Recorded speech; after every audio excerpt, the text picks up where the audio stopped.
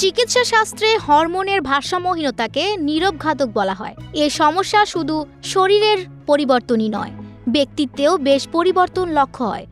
যদি হরমোনের সমস্যা দেখা দেয় তবে ঘাবড়ে যাওয়ার কিছু নেই। বিশেষজ্ঞরা বলছেন এ সমস্যা শুধু ঔষধ নয়, প্রাকৃতিকভাবেও মেটানো সম্ভব। হরমোন এক ধরনের জৈব রাসায়নিক তরল, শরীরের কোষ বা গ্রন্থি থেকে তৈরি হয় এবং এটি গুরুত্বপূর্ণ কাজটি করার নির্দেশ করে থাকে। তাই হরমোনের ভারসাম্যহীনতা দেখা দিলে আমাদের শরীরে বিভিন্ন ধরনের সমস্যা প্রকাশ পেতে শুরু করে।